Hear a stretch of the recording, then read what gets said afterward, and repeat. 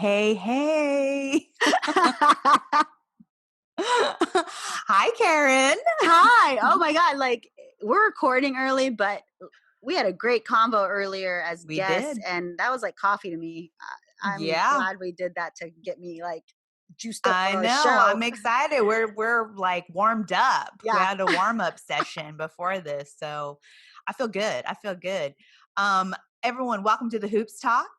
We are Liz and Karen, and we are not Kendall, who is still recuperating. Poor thing. No, poor thing. She had her wisdom teeth pulled and she's on medication and she's watching Madam Secretary, I think is what she said she was binging. Nice. I've been binging on have you been watching Queen of the South? Have you seen that yet? No. Yeah, it airs originally on USA, but it's on Mhm. Netflix. There's 4 Oh, okay. seasons, and it's about a female jefa of the cartel. Oh, It goes from okay. her story as a money changer in Culiacan or Oh, Sinaloa in Mexico into being the largest cartel mm. leader of the whole south of the US. So really interesting Wow. show. Powerful women in there, fun. Yeah. Okay. Yeah, no, I've stuck to like Dead to Me, which my Oh friends my God, got me on. I I love it. binged second season in I one haven't day. done the second season yet, so and Oh, then okay. I can't wait. watching, yeah, don't say anything. And rewatching Succession with my husband Okay, because see, I need to so do yeah. Succession for sure. Oh, I love it. That's in the queue. I love Succession. Oh my God. The theme song is a bop and the sweaters are always on point and that family is like really, really a mess. So I highly recommend it. It's a formula for fun. I love it. Oh, absolutely. But yeah, so Kendall, we hope that you get better. I'm sure you'll be back for the next episode. Hopefully that everything went well with the teeth. But anything going on in San Francisco? Any updates in SF, the Bay? I mean, it's been a heat wave and then it's cold again. So you know how Yeah, that goes. yeah. We're totally in the June gloom right now in Los Oh Angeles. yeah. Yeah. Which is kind of nice. It keeps us cool, but still like I think we need the sun at least to come into the apartments as we're like all like, staying at Pasty. home. I know. I was like, I think I need to buy the lighter foundation and cover up Oh now. shit. Yeah, or I need to go get some sun. I don't know, one or the other, but Yeah. most likely it's probably going to be buying the lighter shades. Yeah, so Los Angeles, we are just keeping it going, and I'm loving LA. I miss my family though. I wish I could I see know. them. That's My been nephew. the I hardest. know that's been tough, but we'll see. Things are opening up, as you might have read here in Los Angeles. I'm still very cautious, and so we'll take a little bit at a time. LA did have one of the highest records of COVID patients in the last day. So it's now a mandate in California that you have to wear masks when Yep. you're in certain situations, which you should anyways. Like it's like wearing gloves, a hat, Yeah, sunglasses. please. Like, just put it on. And you know what? It's liberating. Because then I'm like, I'm gonna put it No on. need for makeup. Like maybe a little mascara. I'm good. Like just to look at it as the positive that maybe you won't kill somebody. That's Yeah. all. That should be number one positive. Number one. It's just And like, hey, anyone over there, anyone listening who's like, man, I just can't afford a mask. Listen, I'll send you some Hoops Talk masks. there you So you go. hit us up. I'll mail Mhm. that shit over to you. Like that transition. Mine are coming in the mail. Yes. mine are being shipped right now. So I can't Yes. wait to take photos. Karen would like everyone to know we got Hoops Talk masks coming up. So we got that. So while with that, let's go ahead and go straight into our intro and our house cleaning and our updates, because we have a guest coming on. So we have another guest for the Women Crush Wednesday that we're excited to bring on. So really quickly with house cleaning updates, We would love it if you would subscribe, like, and or review on Apple Podcasts and Spotify. We're also on Google Play. We're on Overcast FM. Download the Good News Radio apps to get the premiere of the show that goes live Wednesdays at 6:30 p.m. Pacific Standard Time. And then also follow us on social. We're on Twitter. We're on Instagram at the Hoops Talking. We're on TikTok at the Hoops Talk Podcast. And we're on YouTube, which is awesome. We premiere a show every Wednesday to coincide with our live show on the Good News Radio and Podcast app. And we chat. Sometimes we chat in there live. So that happens at 6:30 p.m. Pacific Standard Time. And anytime you subscribe, you also can set it up for alerts. So you'll know when a show has gone live. But then you can always replay it. So, we don't go away. We are like a piece of gum under your shoe. We're there, sticky, ready to roll, ready to cause havoc. I don't know where I'm going with that. But that's all I got for our updates and house cleaning. So we are going to bring on our guests momentarily after this break.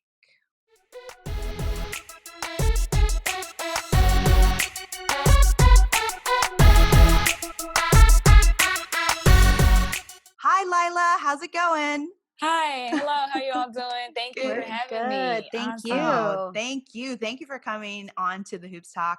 For sure. I saw you speak to a colleague during one of his Instagram lives, and I immediately was like, I need to know Lila. I need to talk to her. Who's that? Yeah, you were just so like, you had so much to say, and I was like, oh, we need to have her. And so immediately we were like, let's reach out to Lila. So Lila, you are a sports agent and entertainment publicist and the Correct. owner of TeamEBMG, which you said Yes. was Ella Bell Media Ella Group. B. I'm Ella sorry, B. Ella B. It's all good. Ella B Media Group. Group. And it's funny, it is a play on the word Bell. So you kind of Okay. got me there. But no, I was gonna start off in kind of like fashion PR. But I was like, my initials are LB. We can have some fun with this. Our symbol is actually a B. Yep. I'm the queen of the colony. Yes. Very good. I love I'm it. in a male-dominated sport and industry and we're gonna get into business that. and yeah, great. Yeah, we are gonna get into that for sure.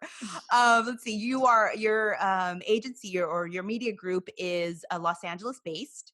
You've had 11 plus years of industry experience representing multicultural clients in sports, music, fashion, TV, film, PR endorsements, earned media. You are just global.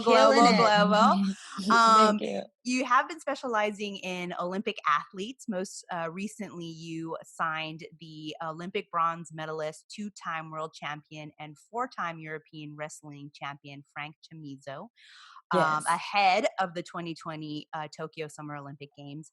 And you are doing work currently with Kyle Kuzma of the Los Angeles Lakers. Yes, and sometimes JaVale McGee. Okay. Wait, as a player or a rapper? Or both? That's the fun part. The music side is really taking the forefront because we're kind of like, extra PR. Yeah. So yeah, his music, I tell him all the time, do not shy away from it. Your music is so good. He's probably like, why is she always telling me this? I'm just like, no, I think he should really be more proud, about Pierre Music Group. I think it is beautiful tunes, and he got a placement with Justin Bieber. So I was like, come on. Oh, nice. He is welcome on our show anytime he wants to drop a hit here. Yeah, we'll hit Dame too, and they can do a cipher. For sure. Our platform is open. We will share his music. We love it. We love it. So as we're starting this conversation, you are a sports agent. You're female. You're a Black female sports agent. How do you transition from that career, or how do you start that career? How do you become it, and then how do you transition to owning your own agency, your own media group? How's that happen? Yeah, I think my path was very unique. I'm in Atlanta, Georgia right now. This is basically where I started my company. Okay. And right in 2008, as I was finishing college, trying to transition into the workforce, the Great Recession hit. And basically it's like, I had years of internship experience. I was the intern queen. I was like, I'm going to always be an intern. No one's ever going to hire me. And, I just felt like, oh my gosh, what can I do? So I kind of just, tapped into my mentors, and they encouraged me like, Lila, you might have to start creating something of your own. So I was like, oh no, I wanted to join a team, and starting something from scratch is so hard. Yeah. But I started to realize like, no, I have all this internship experience. I've done amazing work in Atlanta.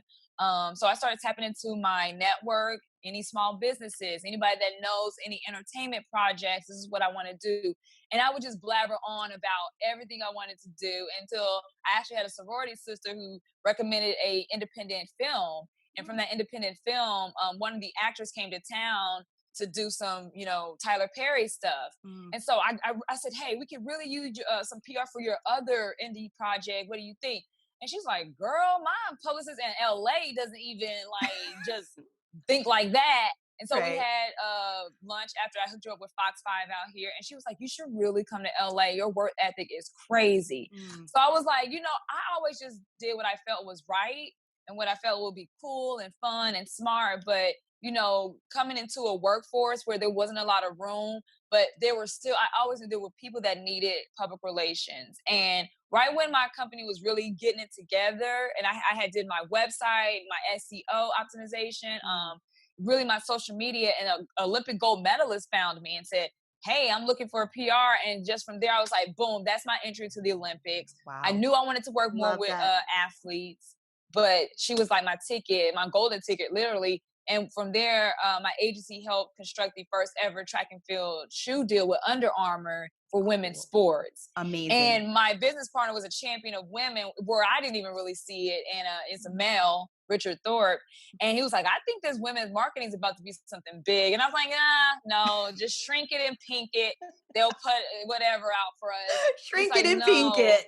Love it. I think you're right. And I started to realize he was right. And the women's sports has really taken off. Under Armour started a really nice women's division, and I just kind of seen that grow. It's been a beautiful thing, for sure. God, that's awesome. My eyes are like, ooh. I know. And you're right. Los Angeles sounds like that would have been, a no-brainer with your work ethic and what you wanted to work in with everybody. Everybody needs a publicist out here. Yes. Dog walker needs a publicist, It's like trainers. The person that publicists now. Yeah. People that take care of plants need publicists. It's like everybody, at least. And that's what I've always known that too. It is funny, but I've always known that everyone is an expert at something. Yes. So everybody, and it's like Andy Warhol says, everybody gets their 15 minutes of fame. So how can I help you reach audiences? And sometimes because I have a really good business partner who taught me how to recruit. He did some recruiting for NFL, NBA agents. So he really taught us how to recruit. And I think for the Olympic space, they're kind of like, wow, we don't get highly recruited. We just kind of fall in. We wake up, we want a gold medal for our country, and then it's off to the sunset. And I'm just like, wait, no. We can recruit a little bit more aggressively. Some of these athletes that are kind of like teetering above top 10 or look like they have some medal potential. We're like, no, let's go after them. And I think sometimes it really catches them off guard because they're like, I think in our society, we've been taught to the people that love you or want you kind of like, that's not good enough. Go higher. And so a lot of athletes had to come back and like, wait a minute. She sees something in me. She sees some potential. I need to wake up. This is not just members only. This is like this person sees something. So sometimes I believe in my clients, they didn't even believe in themselves. And they tell me, it's like everything you said came true. I won a medal. I got top 3 at the Olympics, I beat an American record. And I was like, yeah, because I looked at your statistics and you were trending. They probably don't have time to look at, they probably don't even have time to look at their own stats and everything like that, like you said, Yeah, I know, with their hyper focus on training, they probably don't. And not to steer away from the convo, but like even, do you see it with a lot of your female athletes? Do they have imposter syndrome like majorly and don't believe what, that they could do what they could do? And with women, they always, so I had Queen Harrison as a track and field athlete, and she would win her race and be in full face makeup. And I was like, yes. NBC I love it. ready. Yes. We knew she Right? was going to win. Yeah. And so I just love that. I think with female athletes, they got a whole other battle that they're fighting. Sure. And I Right. didn't really realize that coming in because I'm like, whatever, just get your times, beat the other athletes and, you know, win.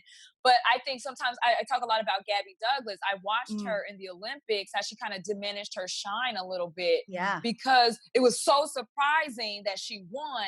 And it became about race. It became about what her hair looked like. And she was like, I don't want to win anymore. Yeah. She was supposed to win in those uneven bars. I was like, y'all ain't seen nothing yet. I'm at the games like, wait till y'all see. Because, you know, with the Olympics, we watch world championships. We watch the buildup. And then I'm like, I can't wait till America finally realizes who she is. Because that's what really matters. You can talk to media and they're like, we'll see.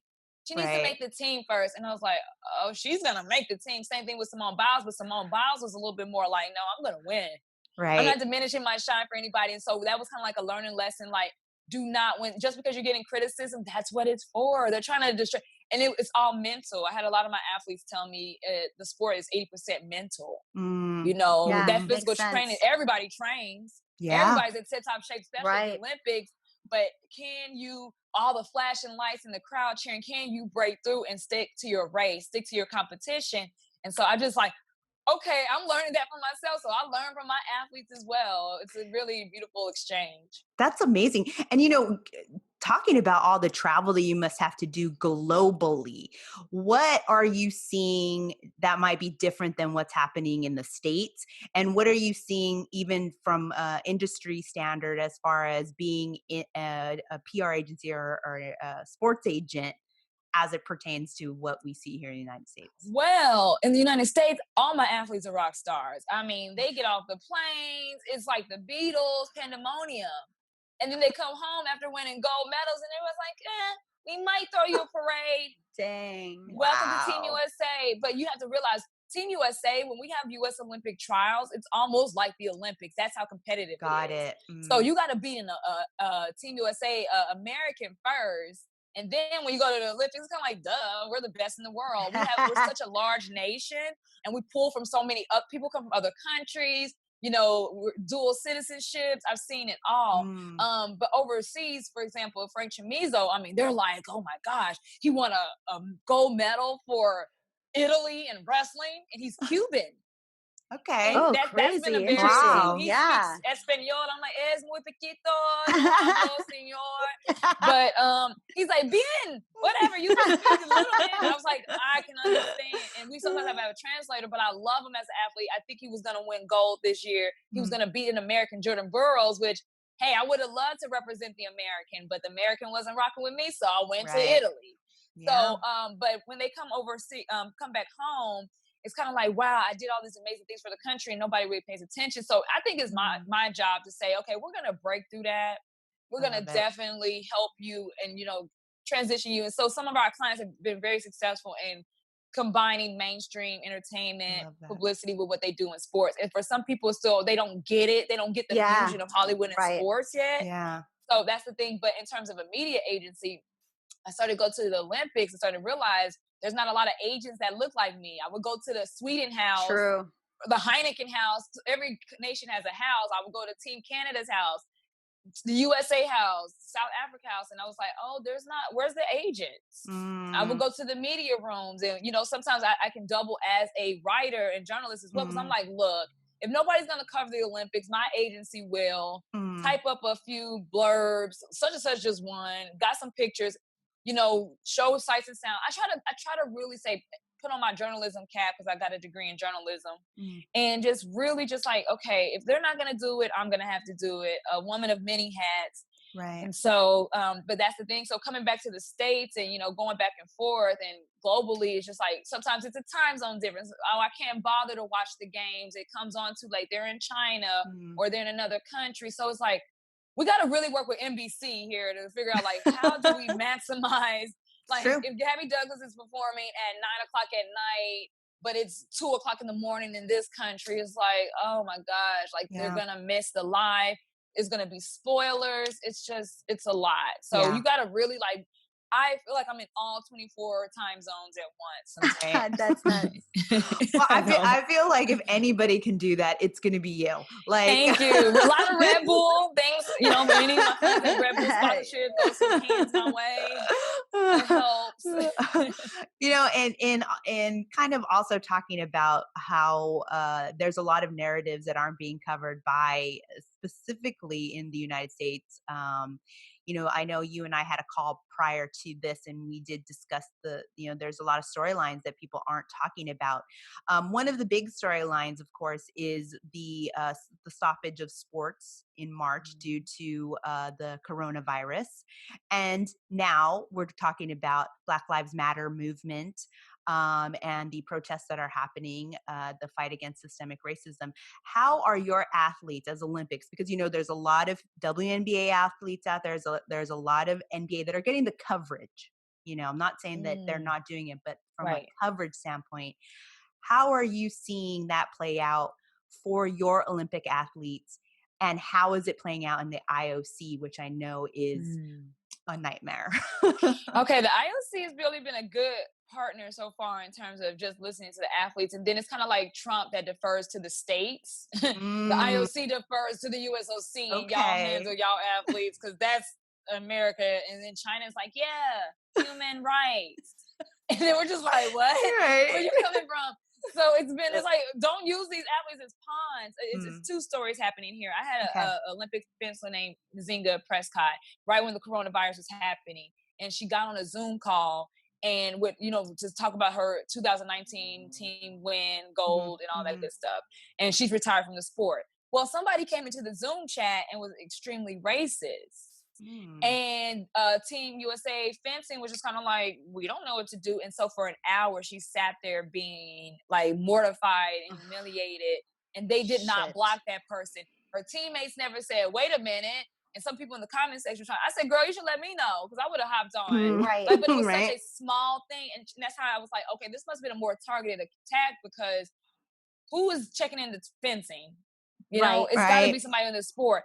Come back a few days later, she's mortified. It took a lot of healing and a lot of conversation, but she lashed out and said, you guys weren't there for me. They're like, and she said, I give them the benefit of the doubt. They don't know how to deal with this stuff when it happens, but there should have been some protocol in place. So she's creating a task force for how to even respond when athletes are being attacked, how to better protect the athletes.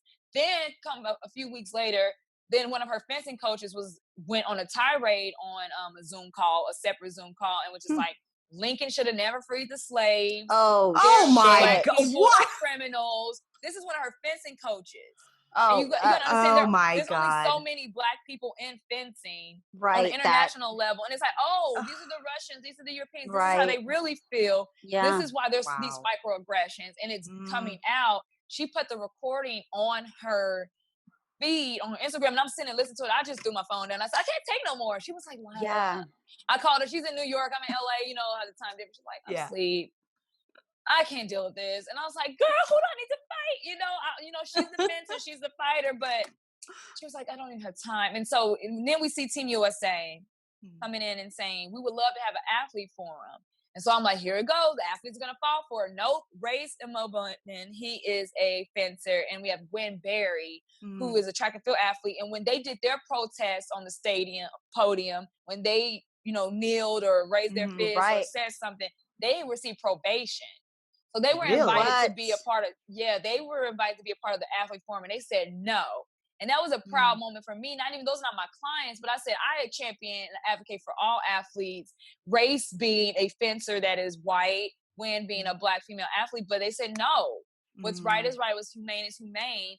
And they kneeled in protest with Colin Kaepernick to say, I can do this too on my sport. If you're going to put your career on the line, so can I. And so I just told them my story about how I, had problems with other sports agents and races, and just the fact that they retweeted me meant a lot because I don't want to talk to my clients about this because they're kind of embarrassed that we're even going through it. I mean, I've just had clients. One client, Tyler Clary, he's white Olympic swimmer, gold medalist. My cohort, my business partner was trying to go to his competition for a national championship, and they wouldn't let him in. So Tyler was like, "Oh, stop the race." He was like, he got off the blocks. Good. Where's my agent? Yep. Went to the door. He's having a problem. Like, he has credentials. You know him. He's helped me with endorsement deals this whole year. It was like, wow, okay, they're going to do that. So he got all out of the starting blocks and really caused the ruckus. And so, athletes shouldn't have to go through that. And sometimes it is embarrassing, but it's not going to diminish us. We're not going to shy away. We're just going to say you have a problem. And I'll tell you, a lot of people that we have problems with are no longer in the sport. They moved on to other leagues. Kind of like, I don't want to say this, but the Catholic Church, how they just kind of moved around some priests here and there. Exactly. Like, you got a record? Let's move you over here. No one knows about your record. I mean, and they're doing that with the cops too. So yes. Yeah. But I'm over there, and so I'm just like, okay. But I have seen a huge change, and with COVID happening right now, I would just say a lot of my athletes were injured, or a lot of athletes just weren't ready, coming back from injury, like I was saying, and really just sit down and think about your career. I think the sports and entertainment can be a distraction. Yes. But what is your life going to be like? What is your legacy?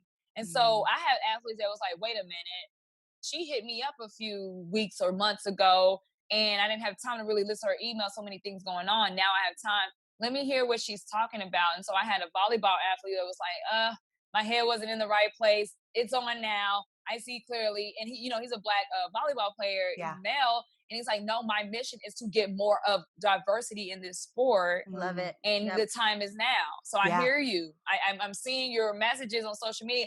I'm speaking out now. He's speaking out. Yeah. And I really appreciate, so whether they're getting the attention or not, their audience is what the whole point of all this is, that their audience. Right. Fencing might be a small community, volleyball might be a small community, but them speaking out is just talking to those coaches. It may not change the world, but you can change and have conversations with your coaches and other athletes that athletes already don't like each other. They're already ready to tear each other. They got to compete each other. Yeah, they got to compete. So if they're going to have to use, sometimes I just think they're using race as a way to knock you down off your game, just because it's a mental sport. Right. So sometimes it may not be, but it's still, you got to check that. And then in the Olympics, to me, is friendly competition. Instead of going to war, let's put it out on the field. Right. I've seen competing nations help, an athlete might fall running a race, and another athlete will say, look, we're losing anyway. Pick them up and let's go, So I've seen that too. And I love that. I think that's the spirit of the Olympic Games. Yeah, no, I agree with you. I've always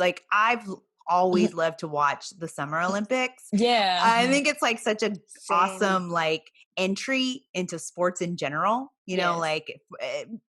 we both, Karen and I worked at Yahoo Sports. So we always knew that the Olympics was where we're going to get the wide range of viewers that we could then retarget with some of our other sports, games that we had available. So real quick, you talking about transitioning. I had a track and field athlete who, set records at her college and high school, and she wasn't going to make the Olympic team for track and field. So she transferred her skills over to bobsled. So she went from summer to winter. Whoa. Yeah. And so also because of the kind of the weird stuff she was going on with Team USA, she made the Team USA team. And then we didn't like how they were treating her as an athlete. So I said, girl, your father Jamaican. Let's go to Jamaican bobsled team. They got a bobsled team. Women edition. I love it. Part 2. I said, let's make some history. So she helped institute the first ever women's Jamaican bobsled team. And she competed at the 2018 Korean Games, which was fun. Yes. And I told her, I said, you don't have to worry about medaling. Just get the times, because I think in the movie Cool Runnings, they crashed out. Yeah. And I was like, girl, just get down this mountain. Okay, don't worry about it. Are you gonna send that pitch to Disney to do Cool Runnings Part 2? We're in the works. We got to get her. If her teammates are listening, come on. Yeah, come on, let's do this.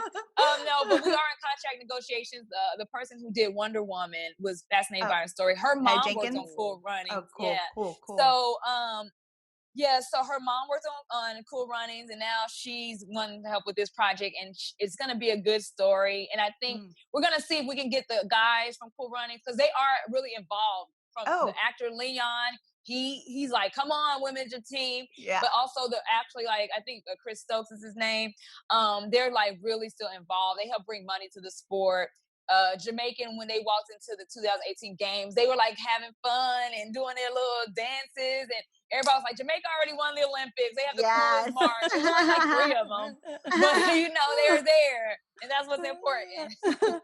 You know, it's so amazing. I mean, it's so awesome to listen to you because I feel like the energy that you bring is so different than what other, and, you know, we've talked to a few agents, but like that you can bring. And do you feel like your background, you being African American, you having the experiences that you've had, does that like make your, you know, your vision for what you want for your media group different? Or, you know, there's just, I feel like there's something special in you and talking to you, and the fact that you're like, hello, Olympic athletes, you know, this is a great path. And how you and your partner started looking more into female marketing, sports athletes, you know, what do you think that is, you know, the vision? Where does that energy, where does that stem? What is it uniquely in yourself that brings that? I think sometimes it's just the presence in the room. You know, you first come in, you're a little bit naive. You're thinking, hey, hi, I'm here. We're all friends. And they're like,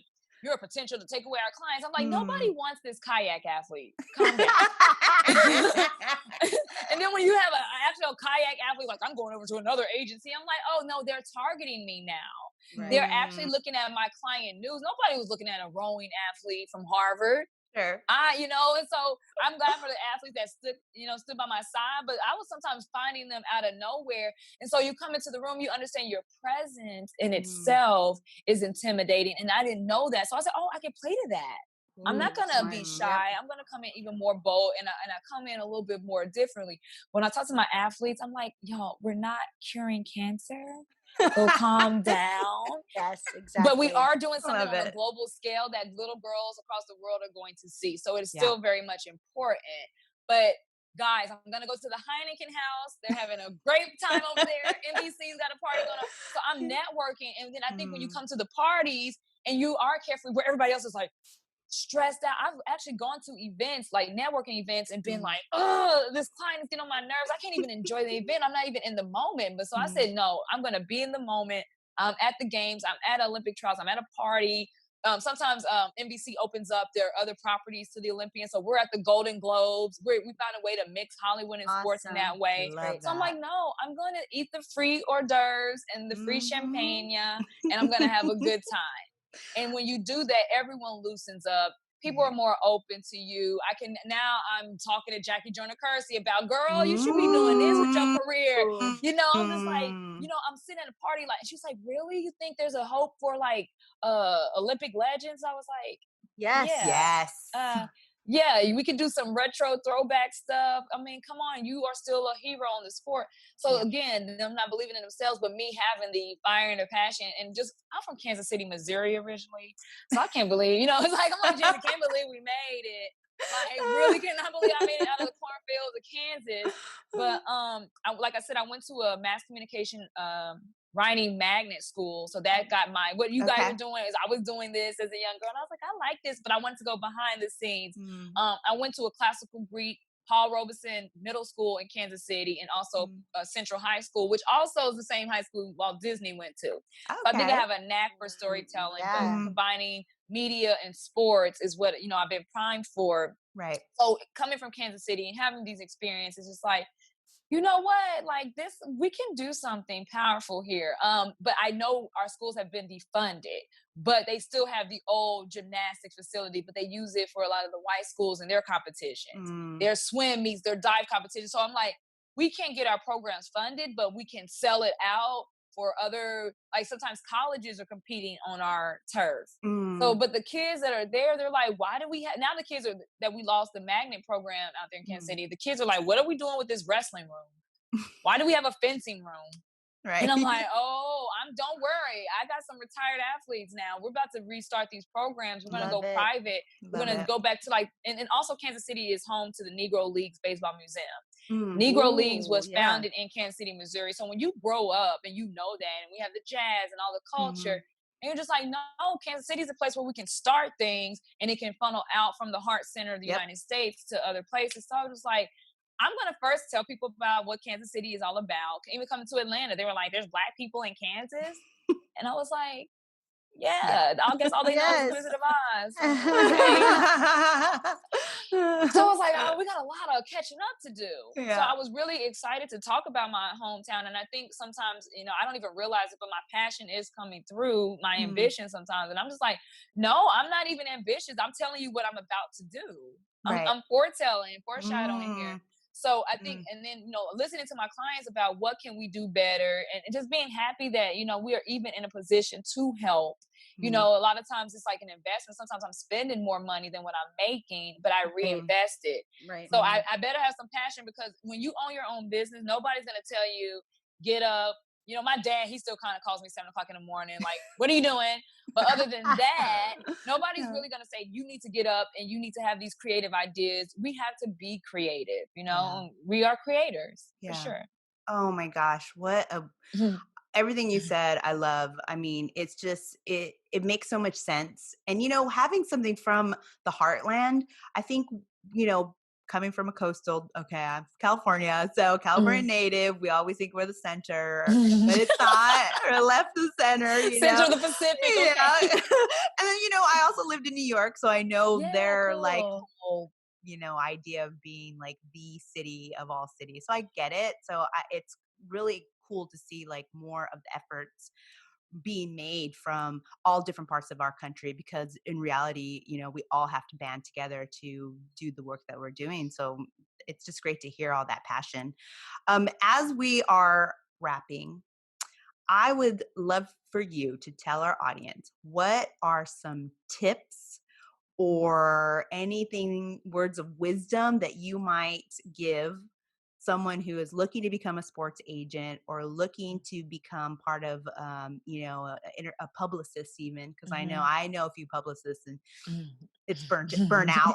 Yeah, and that was my thing. Burnout. I had a friend tell me, like, she burned out, and I was just like, I'll make sure that never happens to Yeah. It's a turnover on that one. So are there any tips or words that you can let our audience kind of know, so they can, as they're following their passion? For sure. In terms of like the sports agent world, start local, start within your network, tap in. My cousin's Barry Sanders, and that was my leading light and inspiration. Ooh. Like, pursue, go ahead. It's so, when it's that close to you, so it might be a family member, it might be a friend, child who is looking to go pro. Follow their career, encourage them along the way. Don't be bandwagon. If you see some early potential in somebody and you want to be a sports agent, it's about servicing the need of your client. So don't be afraid to walk up to them and say, hey, congratulations, you did well, because maybe they don't feel like they did well, and then they will remember your kind words. So if you're starting local with your network, I would never get a Frank Chamizo in Italy if I wasn't looking at wrestling in my hometown first, and then saying, who's this kid? Okay, so we're crossing over now. So, starting local, tapping into your network for sure. And in terms of media, anybody that wants to get into entertainment publicity, you have to stay on top of the trends. You cannot get caught off guard. And then finding relevancy. Public relations is about relationships. So sometimes I'm like, ooh, Hollywood and sports, I see the combination. So everybody was like, what are you talking about? And then Kobe Bryant goes out and he gets an Oscar.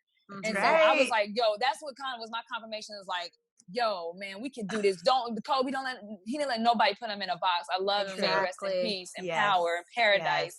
But other than that, I was like, wow, I'm onto something. Then, I met David Beckham and Victoria, and I'm like, that's fashion and sports. And so, I'm like, some people, they don't have the vision, but you see it in your mind, and you see it for a reason. It's for you. It's for me to execute. Maybe they don't want to, or have the passion, or even the energy to do it. So I'm going to do it. So whatever it is you kind of envision, man, act on it.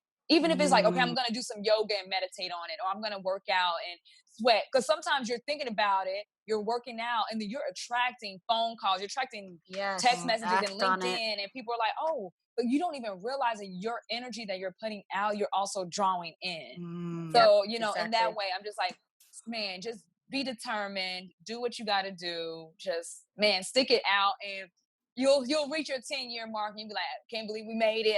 What am I doing here? But it's very rewarding. And I wouldn't be still doing it if I wasn't getting any rewards out of it. So I want to give back, and then put in as much as I, take from it, for sure. Oh my, I feel so inspired right now. I'm like a coach. I'm like a I know. I'm like, You- I'm about to go wash my dishes. I better act on it. Stop thinking about it. I want to go meditate. I have so many ideas. I'm going to put them down. I'm like, oh my God, I am. And today is summer inspired. solstice. I have to know this. I know this show is kind of, but I have to know in real time. Longest It's summer day. solstice. We're having a solar eclipse, new moon. Set your intentions Everything. for sure. Yes. Setting the intention. I got it. Getting out the crystals, burning the Yeah. incense. Yes. Oh my God, Lila, you've given us life this weekend. We did it. We found each other. I love it. Where can our audience follow you, find you, read about you? What are some links? What are some handles? Where you at? Yeah, Instagram's the best because I update it the most daily to like in our stories. I share a lot of news, relatable news, but at TeamEBMG on Instagram. And then my personal Instagram is at Lady Lila Brown, Lila Brown, like the color. And then on Twitter, it's at EB Media Group. Okay. And so I just advise people, come in, network, DM, slide to the DMs. It's okay. LinkedIn, if you see us on LinkedIn as well, LB Media Group, it's okay. Like, definitely don't be afraid to reach out like you did, and let's collaborate. And here we are today. I know. I think we made the world a better place today. I'm just going to say it. So. Oh, yes. So true. I feel motivated. I feel you. very motivated. So thank you. Thank you so much for coming on to the Hoops Talk.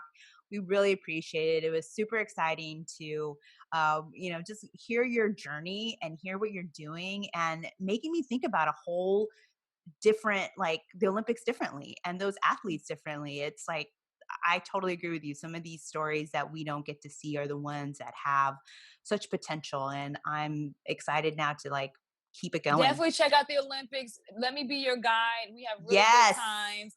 I'm telling you, during the games, my clients are competing and I'm off somewhere watching on the big screen, eating really good food. So thank you so much for having me. Absolutely. Thank you so much. And when we come back, Karen and I will finish up sports in the age of coronavirus. So we'll be back.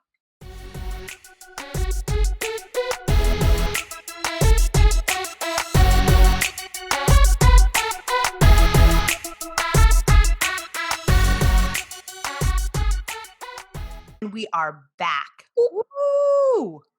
That energy. Woof. I mean, I'm lit right now. We were a guest on a podcast earlier this morning. We'll talk about that and share that when that happens. Like you said, Lila has just this energy. I love how she's just like, act on it, right? I mean, that's kind of how we did this. Yeah. Because we could have been stuck in our thoughts about it, but we're like, act on it. Just do it. You know what I love too, though, is I think that for her, acting upon it is like an everyday thing. Exactly. I feel like she has so many ideas all of the time. She's just such an energy of like manifestation and of the moment, like, where it was like, we're like, we have this idea for a podcast and we did it. And we're kind of like, okay, we're podcasting, where she's just like every day she has this energy of ideas. And man, you guys better be on the lookout. Watch out on Lila Brown. Yep. We'll have all of her information where you can reach out to her. TeamEBMG, I believe, was her handle. So we'll have them all in our show notes. But very awesome way to kick off our weekend. And when you hear it on Wednesday, you will be I hope you're very delighted as we are. So we're going to shift gears because I think there's a lot of stuff happening when it comes to the WNBA and the NBA around the start of the season, what's been popping, and then also a lot of the social justice activities, especially in the WNBA, that have been going on that I think would be great to highlight. One of the things that I thought was funny, and I'm just going to start off, is that, way back when you and I read that Maya Moore piece in the New York Times. Yes. Remember, we talked about it on one of our episodes. She was so ahead of her time. Yeah. And this was before we were in the studio. I think we were still like recording in the closet. Right. So it was way back. And I think it's, I don't know. I don't want to say I think it's funny because I don't want to minimize, but I just found it interesting that all of a sudden ESPN is covering what she's doing. And I'm like, she's been doing this for a while. Yeah, like she sat out a whole season. Where were y'all on that? So, and at her height, when she was like a Michael Jordan of her game, or I shouldn't say that. That demeans her own like athleticism. So she was a Maya Moore of the Maya Moore, right? And it's a better way of looking at it. Yes. And she, she decided to step away from the game, and she continues because she is on roster. She decided to opt out for this season as well. So I just think it's interesting seeing, and I'm glad, like I should be glad and I should be like, oh yeah, you know what, it's getting on the mainstream, but it's just also reminds me that this story has been happening and it has gotten no traction in something like an ESPN that people would get a broader audience to. And I don't know, I find that to be interesting. Good. I'm glad, but it's just like, don't think it was like just happened. Right. And let's all too remember it's always been Black women who support everybody else, who are on the front lines for with all their allies. And then, when it comes back down to it, ignored, right? Ignored for the fight that not only that they kind of deal with their day to day, but the fight for others. Yeah. Yeah. And also, I just found this thing I don't even think I've ever heard of this, like, this comment, but tone policing. Have Oh, you heard girl. about that? Yes. So, I didn't know about tone policing. well, yeah. And, it's a thing too. It's, both, I think, And when I say tone, it's like the tone of how like you your say voice, something, say not things. like Yeah. a Yeah. color thing, but like, Yeah, yeah. I had a conversation with two of my Black coworkers, female Black coworkers, right? And there's even a book out from another Black female leader who's like, this is how you should talk in email so people don't Oh my immediately God. have this angry Black woman Oh my God. bias against you. And even my friend too, when she describes scenarios with people, she'll write the whole "as per your last email" because Right. like this too. I think this is universal with women. It's like, Yes. bitch, I told you in the email a long time ago what I needed or what you need to do, and they can't come at it from a bullet point. They have to sugarcoat all the time, and they still are seen and perceived as like bossy and pushy, and it's exhausting. It's exhausting and it's crippling. crazy. Yeah, it's crippling. It's crippling.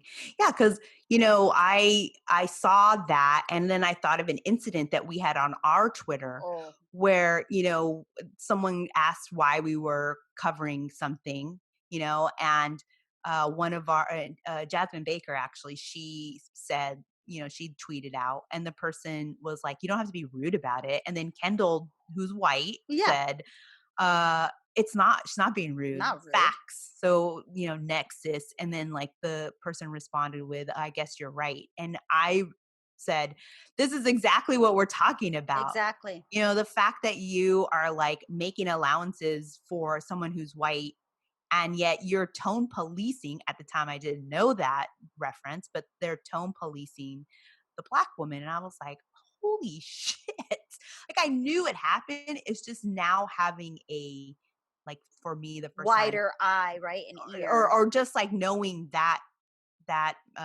statement, those two words, which is, something, as we all are continuing on learning in our education, is something that I was just like, whoa.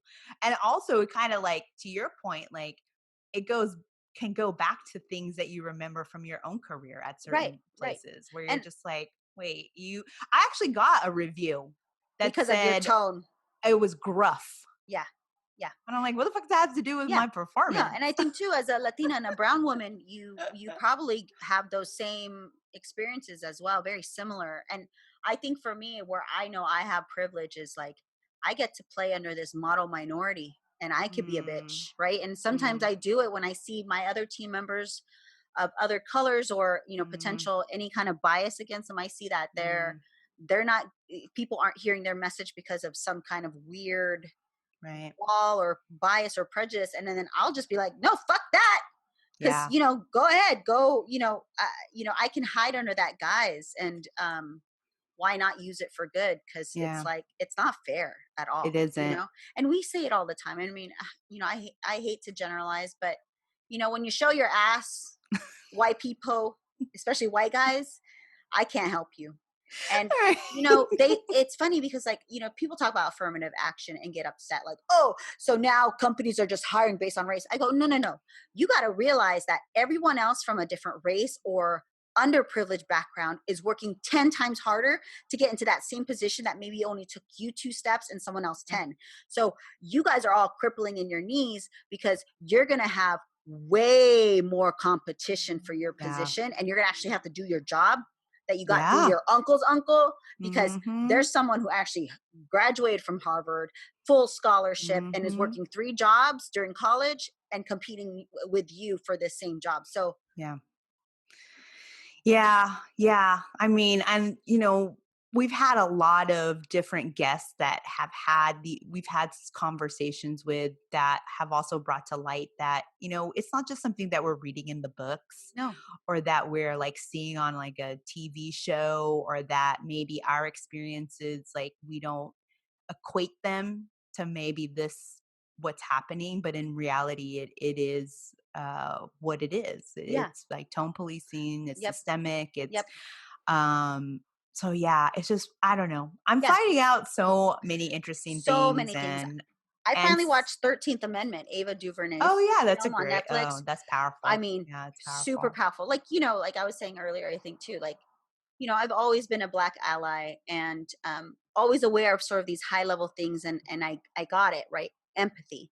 But when you watch that and you see how this country has shaped it into this legal system to make a profit off of, it's just like you want to throw up.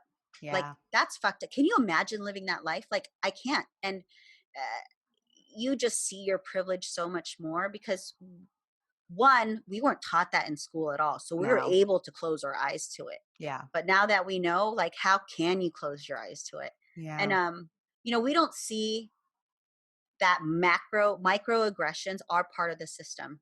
And when you think about, like, I've been watching a lot of like cartel drug shows, right? And instead of killing someone, they want to torture someone by 1,000,000 cuts. That's what microaggressions are. And I feel like that's what's happening to the Black community is, these minor, small microaggressions and bias and racial slurs and here and there. And like the way, even my friends say, the way some white ladies look at them, it's almost like oh, you're beautiful, but like it's like a weird, like, I can't even describe it, but I've seen that face, and I just like can't imagine having to live life like that every fucking day. Yeah. No, that's why, it's like what you had said. We are definitely, we need to be co-conspirators. Yes. With Black and female, and men, and really figure out how we get into it, because we all rise when we help with that movement. Exactly. It's not that difficult to understand. It's that not. you don't want to. There's a difference. Or you're privileged not to, because but even you don't then, live it every day. Like, if you can't even figure out a way to have the conversation with yourself, and then you're just, most of the time it's just that, like, people are like, oh, it's fear and this, that. It's like, no, it's like when you've been someone who has been able to accomplish based on what is happening to someone else, then why would you have any, like, why would you see the wrongs? You don't want to. You don't want to. And so if you tell yourself I'm not racist, you might be. Like, if you have to question that, like, you're like, there's, but you know what? Have those questions. It's interesting. It's interesting because also, I'm Mexican American, Latina X, and we're having conversations within our community because there is a lot of racism in our community. The young boy too that was shot down in Gardena. Yeah, exactly. He was an armed security guard working, and the cops just came and shot him. I mean, there's a lot of work, but it's good that we're doing it and it's out in the open, and we just, it's a lot. And I mean, that's great because with the WNBA in particular, they've always been social justice leaders. And even when Antonio brought up that number, right, there's only 144 slots, and the fact that these women are giving up such a coveted slot because they said the plight of my people is much more important than me playing this game. And also, I agree with like Kyrie. Kyrie made a great point. And it's crazy, huh? It must be 2020 when we're agreeing with We're Kyrie agreeing Irving. Kyrie, what? But although, okay, say what you're gonna say. Okay, yeah. That sports is a distraction. It's like, this is America. Like, we focus on the dancing and the partying and all that because it's a distraction to what's really happening out there. And I think that's the reason why this movement has become so much bigger, is because we haven't had the distraction, because we've all been in shelter in place, and now our eyes are wide open and we can see, and let's keep that momentum. Yeah. No, I agree. Well, yeah, it was, the Kyrie thing, which was really interesting because we never agree with the Kyrie. Right. We'll be the first to admit that we clown on him pretty hard. But the fact that what he was trying to do was within his rights as vice president to the Players Association. And he wanted to have this conversation, and there was a lot of players that wanted to have the conversation and be part of it, because they weren't. And not just be like the 9 superstars or whatever that had a call that everybody that we need to be back in basketball. Those conversations could be had, but this conversation that Kyrie decided to bring to the forefront was helpful to people that have these opinions, not just about on the social justice front, but on the safety, right? Yes. There's a lot of things Health. with safety. Kendrick Perkins, who has a lot of opinions. Yes. I don't have his, I know he did a video, I don't have it in front of me, but he was trying to say that Kyrie's intentions were not what everybody thinks, and that he was like, boy, that was your teammate. He's like, well, he says you don't know what he's really doing behind the scenes. So I don't really know what he was on the jump, and I mean, is he talking about Kyrie's idea to open up their own league, like a more black-owned basketball league? It could be, but at the same time, like, I was thinking about that, and I can understand why initially you want to buy your own league, like having control, right? but at the same time, it's like, by doing that, you're not changing. You're actually not changing what is the problem in the league. Yeah, and you're being adjacent to what the problem is. Yeah, and there are other independent basketball leagues. It's already. like, when you think about the public school system and the private school system, and then charter schools or private schools, and you're pulling away from the defunding of public education. Exactly. I agree with that. That's a great point. So that's kind of where I equate it to, like, okay, Kyrie, I get that you want to have your own league, but then you're not fixing what actually is the problem within the league. Yeah, maybe the retired athletes need to consider being part owners. Yeah, or owning. And we're seeing that, right? Like, we're seeing Magic. We're seeing a lot of, like, Kareem. We're seeing a lot of our older legends being a part of the organization. But, like, why did Jay-Z give up the Nets? Like, let's keep getting some more black owners. Like, I think he was kind of more like how Drake is part of the Raptors. Plus diversifying his funds, right? Yeah, exactly. But like, if you're a major celebrity and you're a fan of a team, go be part owner. Well, I know that J-Lo and A-Rod are talking about buying the Mets. Oh yeah, you mentioned that. They keep doing those conversations. But yeah, I don't know. I think, like, you're not fixing the problem by going outside of it and trying to create something new. I think you need to still work with what you have to break it, like by or helping someone out. Like, you can help to bring a WNBA team to the Bay. Yeah, and San Francisco needs one. Yeah, and I agree with you. Instead of maybe instead of Aisha, like, doing Smoke or whatever that restaurant she can is, help run. Yeah, start run a WNBA team. Yeah. Yeah, I mean, and I agree. It's like when we talk about tech, right? And you see a lot of the people of color and women getting pushed out because the environment's not built for them. I'm always like, oh, no, stop. Don't leave. Right. Bring the fight within. Yeah. But you need to have co-conspirators for that. Yes. And I don't like, I think the tech industry, that's a whole nother podcast, but that alone has really has fooled a lot of people. And you and I, coming from inside of the belly of the beast, I'm going to tell you right now, it isn't what you think. And you can read it all in my tell-all book. You can pay to read you can call what us sellouts. It is.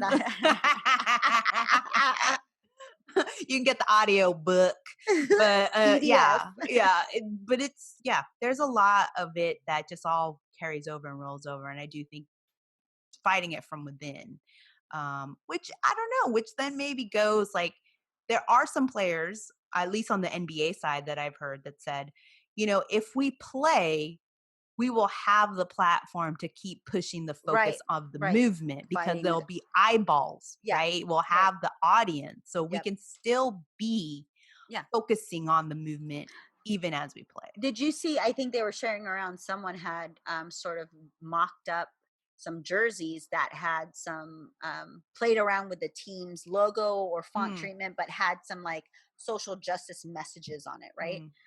That was like an interesting thought, right? Kind of how like everyone wore Kobe or Gianna's number during the All-Star game. And then there was another thing I was thinking through, like, they can, I mean, again, they're going to have to work a lot with the execs, like, or advertisers to really control how this telecast is going to show or highlight the movement. So, I don't know. That's a tough one. You know, it's going to be tough. It's like when NASCAR took down the Confederate flag. I think that small action was very big and shown a light. And this is a sport where their audience is not.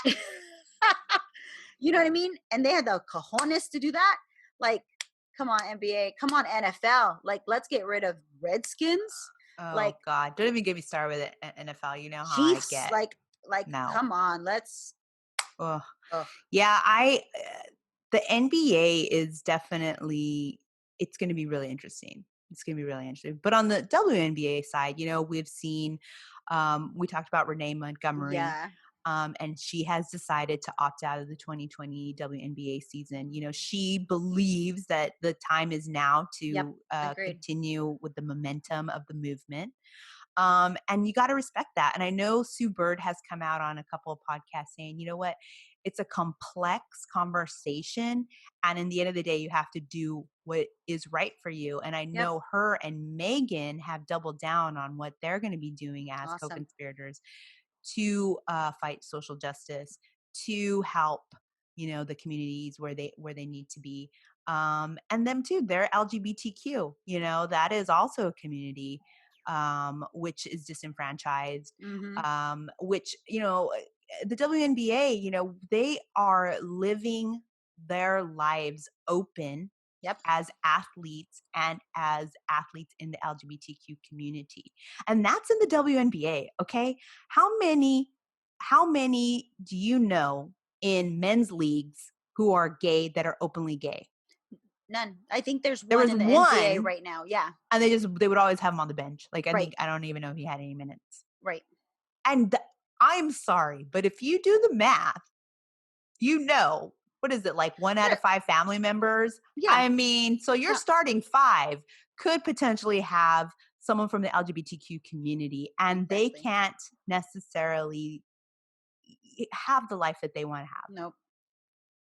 Or I mean, they can, but not. But it's like, who's gonna, you know, what's the bullshit? You know, when you hear all that machismo going on now, you know, where I forget what player was one of the Knicks player that called someone a pussy on the, you know, plays like was a it girl. Marcus Morris?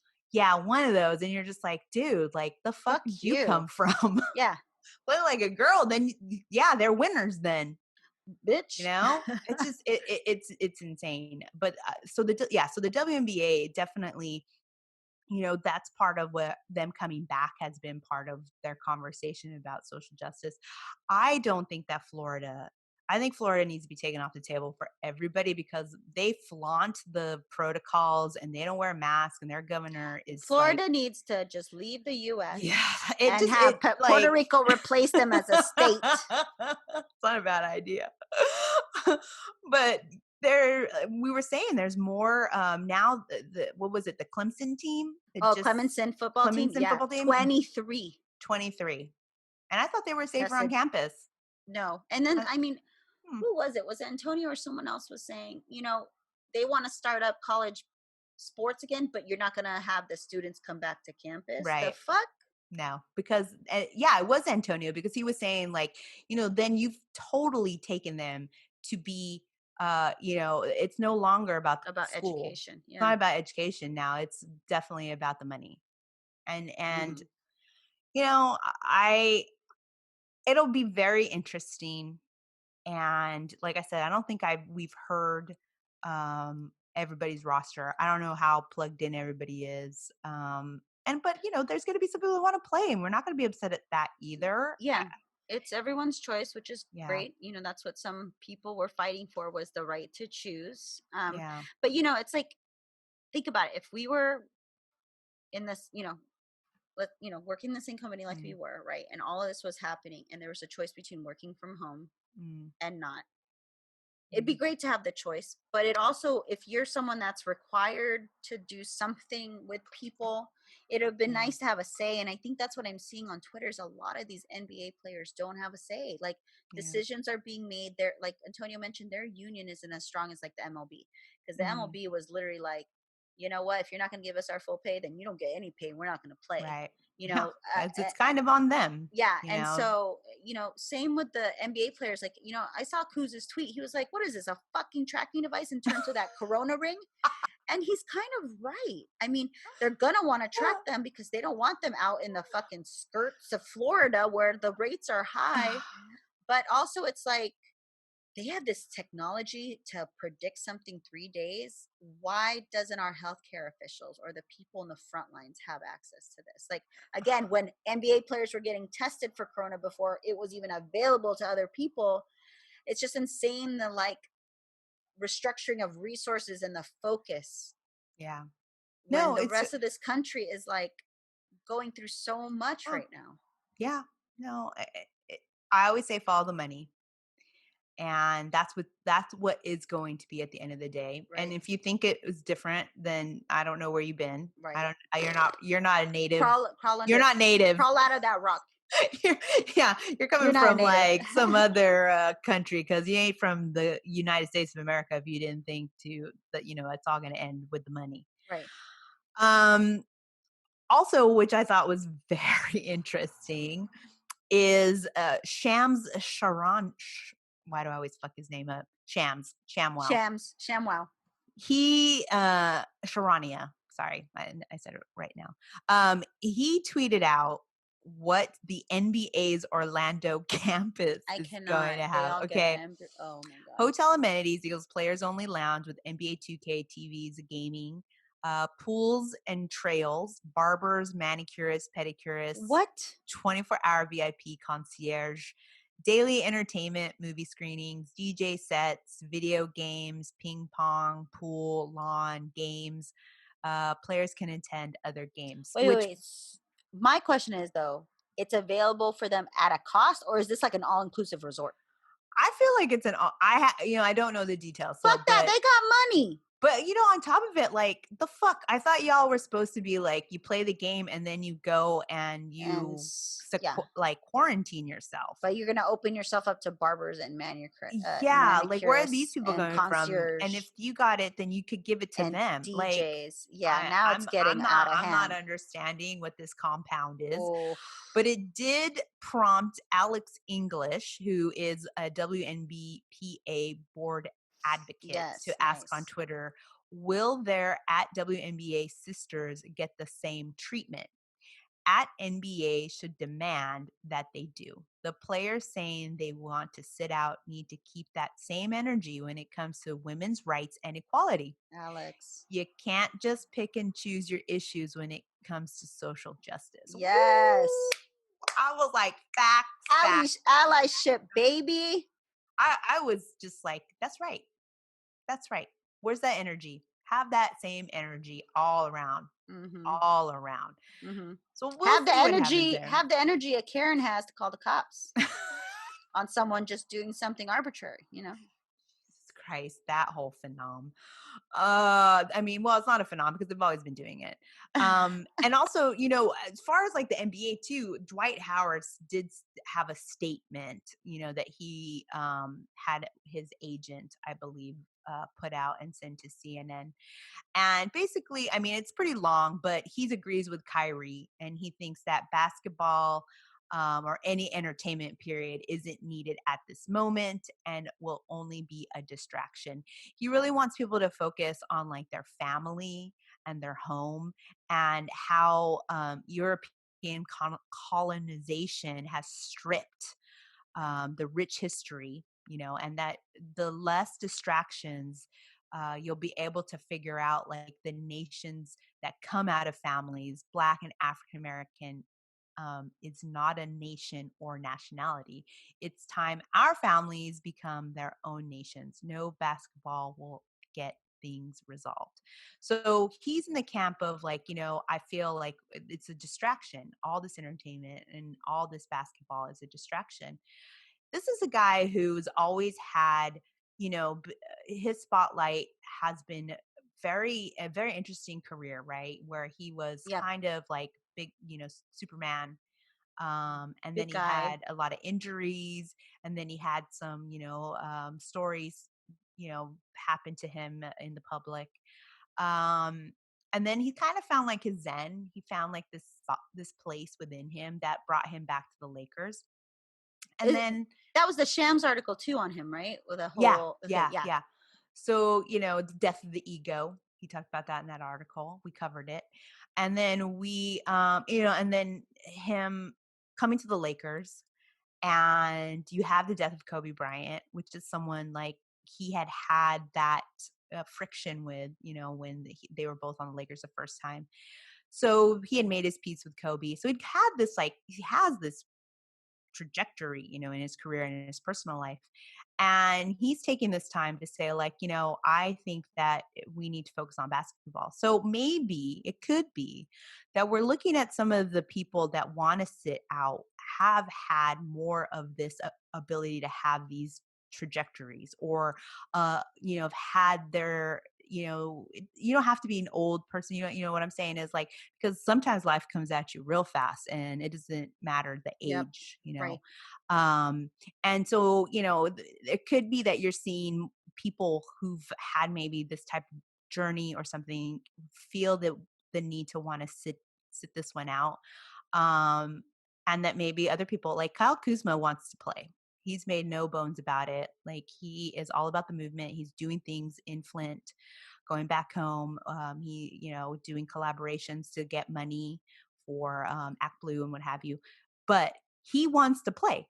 So, it is not a decision that is just like a yes or no. It isn't. And I think that we're seeing that again. Sports is really holding a mirror to what we're seeing in society and It what we're is. seeing in our social consciousness, in our culture, in our society. We're seeing it be played out. But I also agree with you when you're saying, like, why are the NBA players finding out about these like rings and this snitch hotline that, Oh my CP3 God, is going to that's be the calling? If highlight. anyone's going to be using that as CP3, Chris Paul is going to be all about that snitch line. Darking it out, yeah. So, it is weird that they are finding out about these things on Twitter. You had mentioned that. Yeah. And that again goes to show that when No it comes respect. to the plans that are going to directly affect them and their families, they're not being considered.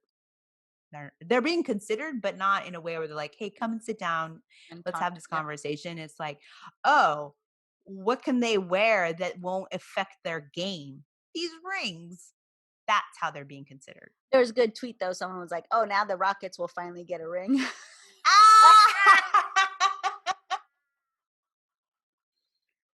So at least there's that. Love you, Twitter. NBA Twitter, love you. That's a good one. That is a good one. Well, piggybacking on that, I thought it was interesting. Sports Betting Dime did go out and put some Ooh, let me see betting this. odds and props. I put it in our show here. You can check it out. But I thought this was really interesting. Sorry, I moved it. Wait, what did I do with it? Oh, it went down a page. Okay, sorry. Page. So basically they did an MVP odds, and they put Elena Del Don at the top for Washington Mystics, 5-1. Right. Followed by Brittany Griner, Junkel Jones, Brianna Stewart, Nneka, got her last name,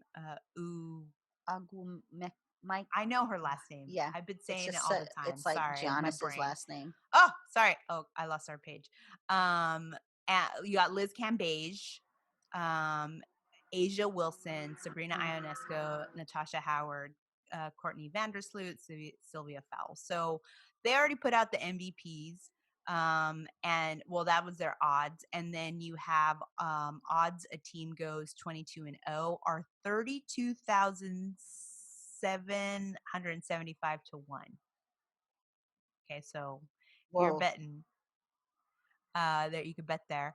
And that's then, a good bet, though. Put a small one in. What's the right? Your over under most wins is 16.5 games, which seems like a lot if it's only 22 games in the regular season before they do the playoffs. Right. And then odds a coach is fired during the season, 75 to 1. We can only hope. I would take that bet. I'm sure some Put the money on it, baby. Put your money on it. And then you have a over under for Sabrina Ionesco's average, which is 14 points per game, 4.5 rebounds per game, an average of 5.5 field goals, and then a 24 point combination.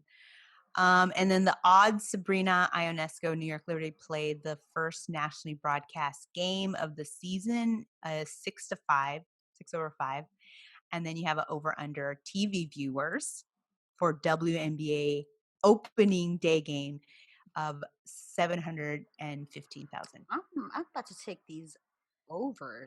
Like, I want to bet against the house on some of these. It'd be interesting. Right. So bet on women. It's not just an idea. It's fact. Nneka Umake. Sorry, her name. Oh, yeah. I apologize. Oh, I hope I don't get canceled for that. Okay. So that's all I had. That's all, folks. Same. I think that, this conversation until the NBA and the WNBA are actually tip off. There's going to be so many things happening that I can't even tell you. Hope we can keep up. I know. So that's it, folks. We had a great conversation with Lila Brown of TeamEBMG. So check her out on her handles. And then we're hoping that we're going to get Kendall back for our next show. Whenever that happens, I need to book someone. Christina Williams. Girls. Hey, put it out there. I would love it. I love her. She's like iconic. Yeah. Oh, I love everything she does. Not a bad one. Maybe I'll reach out. So, as always, listeners, thank you so much for tuning in to the Hoops Talk. I hope you made it this far, because if you did, you love us and we love you. You got us. As always, make sure you subscribe and review Apple Podcasts, Spotify. Said it at the top. I always say it at the end. Also follow us and DM us on our social handles, Twitter and Instagram at The Hoops Talking, and at TikTok, The Hoops Talk Podcast. And then also subscribe to our YouTube channel, The Hoops Talk Podcast, where you'll get to see our faces, my bad hair today. And also our guests. And we might have some bonus episodes coming out later this month. We did a few animations and what have you, so check that out. For that. But that's it. That's y'all. Folks. That's it. We are out of here. Karen, how do you want to keep it? You want to keep it sweaty and